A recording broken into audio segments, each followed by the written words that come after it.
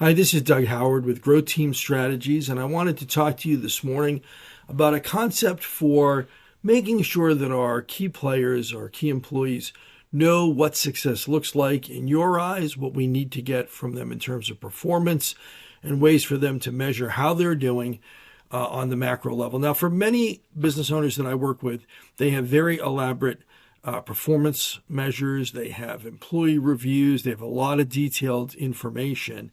And yet, when I go in and talk to business owners and meet with their team and meet with the team individually, sometimes I find that when I ask somebody, like, what's a success or what does it mean when you're doing well, it's not all that clear.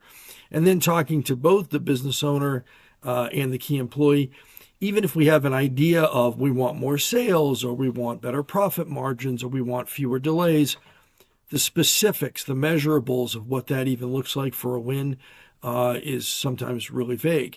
And so because of that, sometimes employees don't know where they stand. I always feel like if we have to tell somebody that their performance was not what it needed to be, it's really something they should already know. We should have clear expectations and clear measures in place. So one of the ways I like to tackle this is I like to create just a little bit of a report card, a little bit of a scorecard, maybe 5 or 6 things. And, when many of us were in school at the beginning of a semester, the teacher or the instructor would tell you what it took to get an A in this class. What does it take to get an A?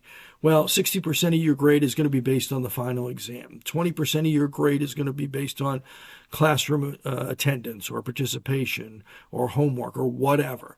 But you got the lay of the land that these are the 5 or 6 things that are going to, determine whether or not I got an A. And at the end of the day, you knew that each of the performances that you had on those specific things, like your attendance or a quiz or a test or the final, determined where you stood. So in other words, it wasn't a grade the teacher gave you as much as a grade that you earned. So I would encourage you in your work, and I've been doing this with more and more people, to just simply sit down with them and say, as we're going into the next year, what does an A performance look like? And let's say you're a salesperson and you hit your sales goal.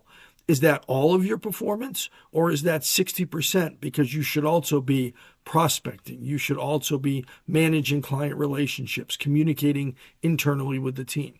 So at the end of the day, here's a really simple question for you to ask your team, job by job, person by person.